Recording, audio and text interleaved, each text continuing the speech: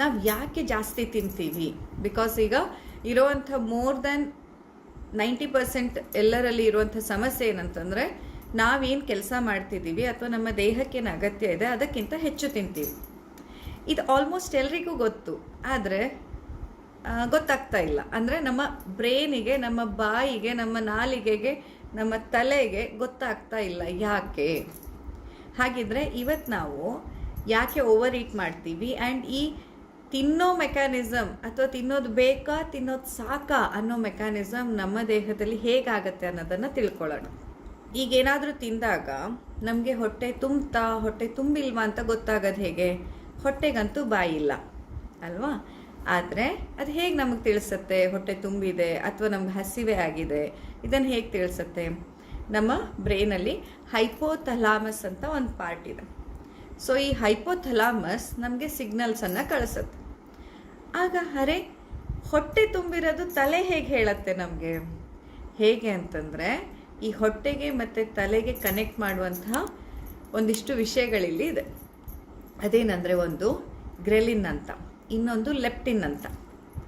ಗ್ರೆಲಿನ್ ಏನು ಮಾಡುತ್ತೆ? ನಮಗೆ ಹಸಿವೆ ಆದದ್ದನ್ನು ತಿಳಿಸುತ್ತೆ. ಗ್ರೆಲಿನ್ ಅನ್ನುವಂಥದ್ದು ಹೊಟ್ಟೆಯಿಂದ ಸೆಕ್ರೀಟ್ ಆಗುವಂಥದ್ದು. ಸೊ ನಾನು ಯಾವಾಗ ಆಹಾರವನ್ನು ಸೇವನೆ ಮಾಡ್ತೀನಿ, ಹೊಟ್ಟೆ ಅನ್ನುವ ಚೀಲ ಯಾವಾಗ ಫುಲ್ ಆಗುತ್ತೆ, ಆಗ ಅದು ಗ್ರೆಲಿನ್ನು ಆ ಸಿಗ್ನಲನ್ನು ತಗೊಂಡು ಹೈಪೋಥಲಾಮಸ್ಸಿಗೆ ಹೋಗುತ್ತೆ. ಹೈಪೋಥಲಾಮಸ್ಸಿಗೆ ಹೋಗಿ ಯಾವಾಗ ನನಗೆ ಹಸಿವಾಗತ್ತೆ, ನನ್ನ ದೇಹಕ್ಕೆ ಇನ್ನಷ್ಟು ಎನರ್ಜಿ ಬೇಕು, ನನ್ನ ದೇಹಕ್ಕೆ ಶಕ್ತಿ ಬೇಕು, ಆದರೆ ಅಲ್ಲಿ ಫುಡ್ ಇಲ್ಲ, ಆವಾಗ ಹೊಟ್ಟೆ ಸ್ರವಿಸುತ್ತೆ ಗ್ರೆಲಿನನ್ನು. ಆ ಗ್ರೆಲಿನ್ ಏನು ಮಾಡುತ್ತೆ? ಹಸಿವಿನ ಸೆನ್ಸೇಷನನ್ನು ಹೈಪೋಥಲಾಮಸ್ಸಿಗೆ ತೊಗೊಂಡು ಹೋಗುತ್ತೆ, ಆ ಸಿಗ್ನಲನ್ನು ಪಾಸ್ ಮಾಡುತ್ತೆ. ಇಲ್ಲಿ ಹೇಗೆ ಕರೆಂಟ್ ಪಾಸ್ ಆದ ಹಾಗೆ, ಅಥವಾ ನಾವು ಹೇಗೆ ಫೋನ್ ಕಾಲಲ್ಲಿ ನೋಡಿ, ನನ್ನ ಫೋನಿಂದ ಈಗ ನಿಮ್ಮ ಫೋನಿಗೆ ನಾನು ಡೈರೆಕ್ಟಾಗಿ ಕಾಣಿಸ್ತಿದ್ದೀನಲ್ವ?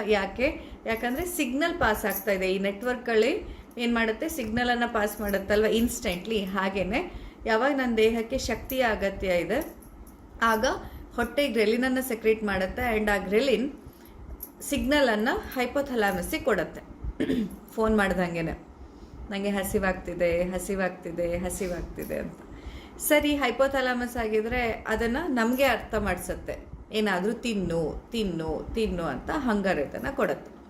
ಆಮೇಲೆ ನಾನೇನಾದರೂ ತಿಂತೀನಿ, ದೋಸೆ ತಿಂದೆ, ಚಟ್ನಿ ತಿಂದೆ, ಸಾಂಬಾರು ತಿಂದೆ, ಅದನ್ನು ತಿನ್ನೋ ಅಷ್ಟೊತ್ತಿಗೆ ನನ್ನ ಆಹಾರ, ಅದರಲ್ಲೂ ಎಸ್ಪೆಷಲಿ ಫ್ಯಾಟ್ ಸೆಲ್ಸ್ಗಳು ಉತ್ಪತ್ತಿ ಮಾಡೋದು. ಯಾವಾಗ ನಂದು ಹೊಟ್ಟೆ ತುಂಬಿದೆ, ಆ ಹೊಟ್ಟೆ ತುಂಬಿದಾಗ ದೇಹದಿಂದ ಲೆಪ್ಟಿನ್ ಅನ್ನುವಂಥದ್ದು ಸೆಕ್ರೇಟ್ ಆಗುತ್ತೆ. ಸೊ ಈ ಲೆಪ್ಟಿನ್ ಏನು ಮಾಡುತ್ತೆ? ಅದು ಸಿಗ್ನಲನ್ನು ಮತ್ತೆ ಹೈಪೋಥಲಾಮಸ್ಸಿಗೆ ಕಳಿಸುತ್ತೆ, ಐ ಆಮ್ ಫುಲ್ ಅಂತ, ನನಗೆ ಸಾಕು, ನಾನೀಗ ಹೊಟ್ಟೆ ತುಂಬಿದ್ದೇನೆ ಅನ್ನುವಂಥ ಸಿಗ್ನಲನ್ನು ಲೆಪ್ಟಿನ್ ಅನ್ನೋದು ಹೈಪೋಥಲಾಮಸ್ಸಿಗೆ ಕಳಿಸುತ್ತೆ. ಇಷ್ಟು ಸಿಂಪಲ್ ಅಲ್ಲ? ಹಾಗಿದ್ರೆ ನಾನು ಯಾಕೆ ಓವರ್ ಈಟ್ ಮಾಡ್ತಿರ್ತೀನಿ? ಯಾಕೆ ಅಂತಂದರೆ ಹಲವಾರು ಕಾರಣಗಳಿದ್ದಾವೆ. ಒಂದು, ನಾನೀಗ ಊಟ ಮಾಡ್ತಾ ಮೊಬೈಲ್ ನೋಡ್ತಾ ಇದ್ದೀನಿ. ಮೊಬೈಲಲ್ಲಿ ತುಂಬ ಒಂದಿಷ್ಟು ಎಕ್ಸೈಟಿಂಗ್ ನ್ಯೂಸ್ಗಳನ್ನು ಅಥವಾ ಇರಿಟೇಟಿಂಗ್ ನ್ಯೂಸ್ಗಳನ್ನು ಅಥವಾ ತುಂಬ ಭಯಾನಕವಾದಂಥ ಹಾರಿಫೈಯಿಂಗ್ ನ್ಯೂಸಸ್ಗಳನ್ನು ಅಥವಾ ತುಂಬ ಹಾಸ್ಯಮಯವಾದಂಥದ್ದನ್ನು, ನನಗೆ ಅದು ಇಷ್ಟ ಆಗುವಂಥದ್ದು ಅಥವಾ ತುಂಬಾ ಡಿಸ್ಟರ್ಬ್ ಆಗುವಂಥ ನ್ಯೂಸನ್ನು ನೋಡ್ತಾ ಇದ್ದೀನಿ ಅಂತ ಇಟ್ಕೊಳ್ಳೋಣ. ಆ್ಯಸ್ ಆಫ್ ನಾವೆಲ್ಲರೂ ಮಾಡೋ ಥರದಲ್ಲಿ ಏನು ಮಾಡ್ತೀವಿ? ಏನಾದರೂ ನೋಡಿ, ದೇವ್ರೆ ಏನೇನು ಆಗ್ತಿದೆ ನೋಡ್ರಿ ಜೀವನದಲ್ಲಿ, ಯಾರ್ಯಾರ ಮನೇಲಿ ಹಿಂಗೆ ಆಗ್ತಿದೆ ಅಥವಾ ಏನೇನೋ ನಡೀತಿದೆಯಲ್ಲ ಅಂತ ಆ ಆತಂಕದಲ್ಲಾಗಿರ್ಬೋದು, ಅಥವಾ ಯಾವುದೋ ರ್ಯಾಂಡಮ್ ಒಂದು ಫೀಡ್ ತುಂಬ ಕಾಮಿಡಿ ಆಗಿದೆ, ತುಂಬ ಚೆನ್ನಾಗಾಗಿದೆ ಅಂತ ಅದನ್ನು ನೋಡ್ತಾ ನಗ್ತಾ ಇದ್ದಿದ್ದಾಗಿರ್ಬೋದು, ಅಥವಾ ಯಾವುದೇ ರೀತಿಯ ನಮಗೆ ಇಂಟ್ರೆಸ್ಟೆಡ್ ಇರೋ ಫೀಲ್ಡಿಂದ ಏನೂ ಇಲ್ಲದೆ ಕೆಲವೊಮ್ಮೆ ರ್ಯಾಂಡಮ್ ಆದಂಥ ಇನ್ಸ್ಟಾ ಫೀಡ್ಸ್ಗಳು, ಇದನ್ನು ನೋಡ್ತಾ ಇದ್ದಾಗ ಇದೇನು ಮಾಡ್ತಿರತ್ತೆ ಅಂತಂದರೆ, ನಮ್ಮ ಬ್ರೈನಿಗೆ ಸೆಕ್ರೀಟ್ ಮಾಡುವಂಥ ಹಾರ್ಮೋನ್ಗಳೇನಾಗಿರುತ್ತೆ, ಆ ಒಂಥರ ಸ್ಟ್ರೆಸ್ ಹಾರ್ಮೋನನ್ನು ಕಾಂಪ್ಯಾಕ್ಟ್ ಮಾಡೋಕ್ಕೆ, ಇದು ನಮ್ಮ ಸ್ಟ್ರೆಸ್ ಮ್ಯಾನೇಜ್ಮೆಂಟ್ ಮಾಡೋದಕ್ಕೆ ಅಂತಲೇ ಇದೆಲ್ಲ ವರ್ಕ್ ಆಗ್ತಾ ಇರುತ್ತೆ. ಅವಾಗೇನಾಗುತ್ತೆ, ಇದರಲ್ಲಿ ಅದು ಮುಳುಗಿ ಹೋದಾಗ, ಈ ಸ್ಕ್ರೀನನ್ನು ನೋಡ್ತಾ ನೋಡ್ತಾ ಮುಳುಗಿ ಹೋದಾಗ ನಮ್ಮ ಹೈಪೋಥಲಾಮಸ್ಸಿಗೆ ಈ ಲೆಪ್ಟಿನ್ ಹೇಳೋದು ಕೇಳೋದೇ ಇಲ್ಲ.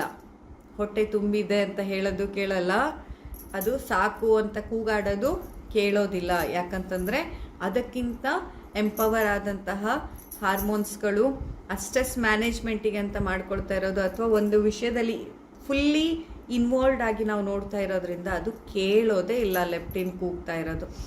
ಇದು ಒಂದು ಕಾರಣ. ಸೊ ನಾವೆಲ್ಲ ಏನಾದರೂ ಟಿ ವಿ ನೋಡ್ತಾನೋ ಬರೀ ಟಿ ವಿ ಮೊಬೈಲ್ ಅಂತ ಅಷ್ಟೇ ಅಲ್ಲ, ಈಗ ಮನೆಯಲ್ಲಿ ಕೂತ್ಕೊಂಡು ಏನೋ ಮಾತಾಡ್ತಿದ್ದೀವಿ. ಅದಕ್ಕೆ ನೋಡಿ, ಹಳೆ ಕಾಲದಲ್ಲಿ ಧರಿಸಿದ ನಂತರದಲ್ಲಿ ಮಾತಾಡ್ತಿರ್ಲಿಲ್ಲ, ಬೇಕು ಬೇಡ ಅಂತ ಸನ್ನೆ ಮೂಲಕ ಹೇಳೋದು, ಊಟ ಮಾಡಬೇಕಷ್ಟೇ ಅಂತ.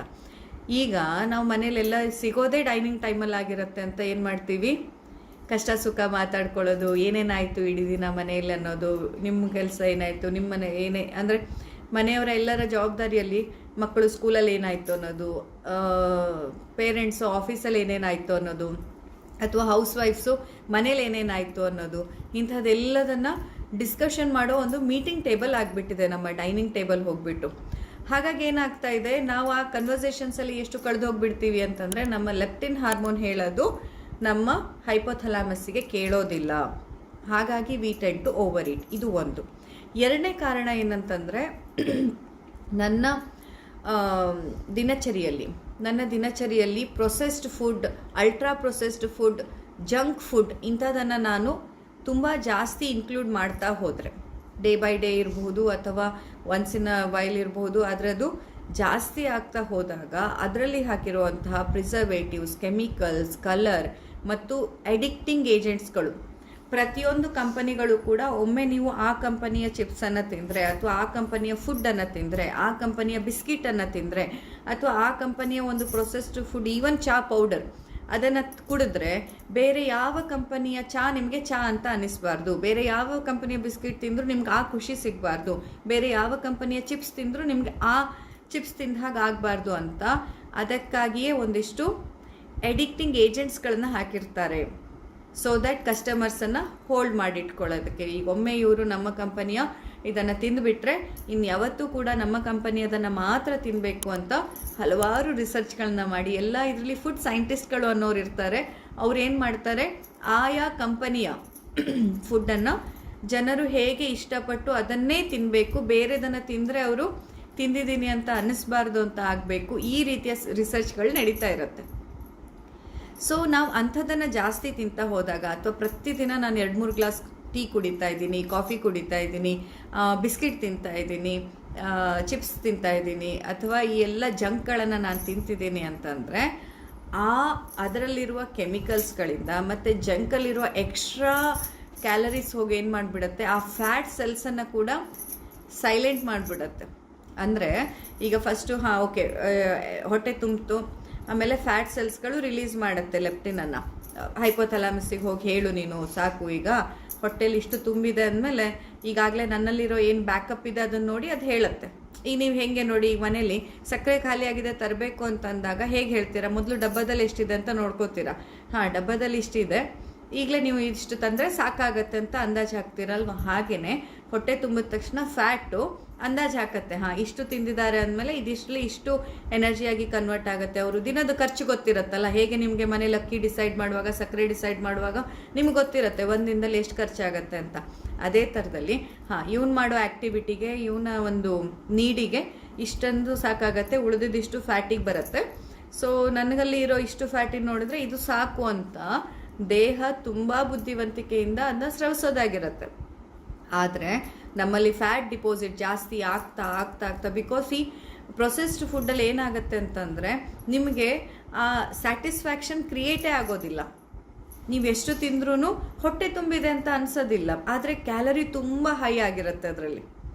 ನೀವು ತಿಂದಿರೋವಂಥ ಈ ಒಂದು ಚಿಪ್ಸ್ ಪ್ಯಾಕೆಟ್ ಏನಿದೆ, ಆ ಒಂದು ಚಿಪ್ಸ್ ಪ್ಯಾಕೆಟ್ ನಮ್ಮ ಒಂದು ಅನ್ನ ತೊವೆ ಪಲ್ಯದ ಕ್ಯಾಲರಿ ಅಷ್ಟು ಆಗಿರುತ್ತೆ ಆಲ್ಮೋಸ್ಟು. ಟೆಕ್ನಿಕಲಿ ಗ್ರಾಮ್ ಲೆಕ್ಕದಲ್ಲಿ ಅಳತೆ ಮಾಡಿ ಹೇಳ್ತಾ ಇರೋದಲ್ಲ, ಅಥವಾ ಈಗ ನ್ಯೂಟ್ರಿಷನ್ ಇದಕ್ಕೆ ಹೇಳ್ತಾ ಇರೋವಂಥದ್ದಲ್ಲ, ಬಟ್ ಒಂದು ಅಂದಾಜು ನಿಮಗೆ ಐಡಿಯಾ ಬರಲಿ ಅಂತ ಹೇಳೋದು.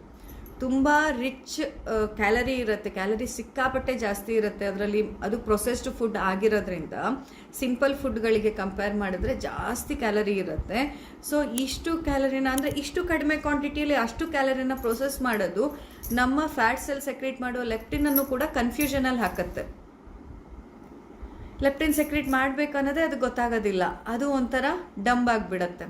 ಸೊ ಯಾವಾಗ ಅಲ್ಲಿ ಲೆಪ್ಟಿನ್ ಪ್ರೊಡ್ಯೂಸೇ ಆಗೋದಿಲ್ಲ. ಸೊ ನಮಗೇನು ಅನಿಸುತ್ತೆ, ಒಂದೊಂದು ಸತಿ ನೀವೇ ನೋಡ್ತಿರ್ತೀರ, ಒಂದು ಚಿಪ್ಸ್ ಪ್ಯಾಕೆಟ್ ಇಟ್ಕೊಂಡ್ರೆ ತಿಂತಿದ್ದೀರಾ ಇಡೀ ಪ್ಯಾಕೆಟ್ ಖಾಲಿ ಆಗಿದೆ. ನಿಮಗೆ ಅಯ್ಯೋ ಯಾಕೆ ಇಷ್ಟೆಲ್ಲ ತಿಂತಿದ್ದೀನಿ, ನಾನು ಸ್ಟಾಪ್ ಮಾಡಬೇಕಂತ ನೀವು ಅನ್ಕೋತೀರಾ.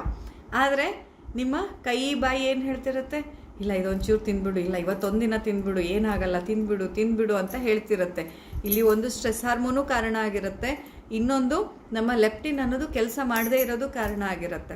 ಸೊ ಹೀಗೆ ನಾವು ತಿನ್ನೋವಾಗ ಬೇರೆ ಆ್ಯಕ್ಟಿವಿಟಿಯಲ್ಲಿ, ಬೇರೆ ನ್ಯೂಸಲ್ಲಿ, ಬೇರೆ ಮಾತುಕತೆಯಲ್ಲಿ ಇನ್ವಾಲ್ವ್ ಆಗೋದ್ರಿಂದ, ಆ್ಯಂಡ್ ಅಷ್ಟೇ ಅಲ್ಲದೆ ನಮ್ಮ ಫುಡ್ಡಲ್ಲಿ ತುಂಬ ಅಲ್ಟ್ರಾ ಪ್ರೊಸೆಸ್ಡ್ ಫುಡ್ಗಳು ಜಾಸ್ತಿ ಇದ್ದರೆ, ಜಂಕ್ ಫುಡ್ಗಳು ತುಂಬ ರಿಪೀಟೆಡ್ಲಿ ನಾವು ಸ್ಟ್ರೀಟ್ ಫುಡ್ ತಿಂತಾ ಇದ್ದೀವಿ, ತುಂಬ ರಿಪೀಟೆಡ್ಲಿ ಪಿಜ್ಜಾ, ಬರ್ಗರ್ ಅಥವಾ ಹೊರಗಡೆಯ ಹೋಟೆಲಲ್ಲಿ ಆಗಿರುವಂಥದ್ದು, ಸ್ಟ್ರೀಟಲ್ಲಿ ಆಗಿರುವಂಥದ್ದು ಪ್ರೊಸೆಸ್ಡ್ ಫುಡ್ಡನ್ನು ಜಾಸ್ತಿ ತಿಂತಿದ್ದೀವಿ, ಅಥವಾ ಮನೆಯಲ್ಲೇ ಬಿಸ್ಕಿಟು, ಬ್ರೆಡ್ಡು, ಕಾಫಿ, ಟೀ ಮತ್ತಿನ್ನೇನು ಇಂಥದ್ದೆಲ್ಲ ಏನೇನು ಮನೆಗೆ ತಂದಿಟ್ಟು ಹೋಮ್ ಮೇಡ್ ಪ್ರಾಡಕ್ಟ್ಸ್ ಅಂತ ಚಕ್ಲಿ, ಕೋಡ್ಬಳೆ, ನಿಪ್ಪಟ್ಟು ಇಂಥದ್ದೆಲ್ಲ ಅಂಗಡಿಯಿಂದ ತಂದು ತಿಂತೀರಾ. ಇವೆಲ್ಲವೂ ಜಂಕೆ, ನೆನಪಲ್ಲಿ ಇಟ್ಕೊಳ್ಳಿ. ಜಂಕ್ ಅಂದರೆ ಬರೀ ಪಿಜ್ಜಾ, ಬರ್ಗರ್ ಅಂತ ಅಂದ್ಕೋಬೇಡಿ. ನೀವು ಹೊರಗಡೆಯಿಂದ ಇಂಥದ್ದೇನೇನು ಪ್ರೊಸೆಸ್ ಮಾಡಿರೋ ತಿಂದಿರ್ತೀರೋ ಅದೆಲ್ಲ ಜಂಕೆ.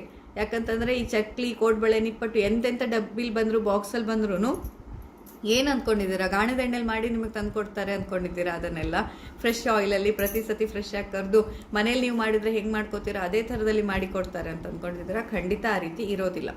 ಸೊ ಇವುಗಳಿಂದಾಗಿ ನಮ್ಮ ಲೆಪ್ಟಿನ್ ಹಾರ್ಮೋನ್ನ ಕೆಲಸ ಹಾಳಾಗ್ಬಿಡತ್ತೆ, ಗ್ರೆಲಿನ್ ಹಾರ್ಮೋನ್ನ ಕೆಲಸನೇ ಜಾಸ್ತಿ ಆಗ್ತಾ ಇರುತ್ತೆ. ಸೊ ಹಸಿವೊಂದು ಆಗ್ತಾ ಇರುತ್ತೆ, ಹೊಟ್ಟೆ ತುಂಬಿತು ಅಂತ ಅನಿಸ್ತಾನೆ ಇರಲ್ಲ. ಆ್ಯಂಡ್ ಇದರಿಂದ ನಾವು ಓವರ್ ಈಟ್ ಮಾಡ್ತೀವಿ, ಆ್ಯಂಡ್ ಓವರ್ ಈಟಿಂದ ಒಬೆಸಿಟಿ ಬರೋದು, PCOD ಬರೋದು, ಡಯಾಬಿಟಿಸ್ ಆಗೋದು, ಫ್ಯಾಟಿ ಲಿವರ್ ಬರೋದು, ಇಂಥದ್ದೆಲ್ಲ ಬೋನಸ್ ಪಾಯಿಂಟ್ಗಳು ನಿಮಗೆ ಸಿಕ್ಕೋತಾ ಬರುತ್ತೆ.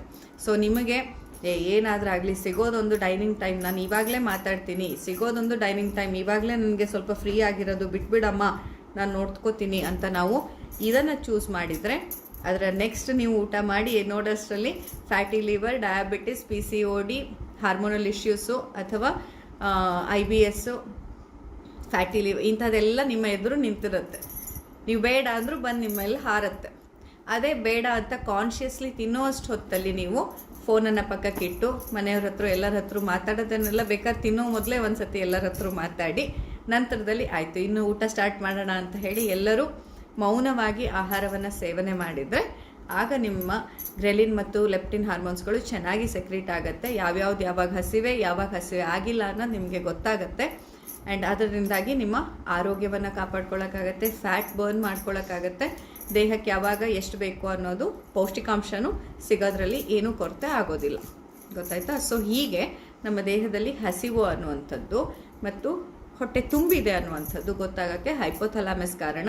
ಆ ಹೈಪೋಥಲಾಮಸ್ಸಿಗೆ ಸಿಗ್ನಲ್ಗಳನ್ನು ಗ್ರೆಲಿನ್ ಮತ್ತು ಲೆಪ್ಟಿನ್ ಕಳಿಸುತ್ತೆ.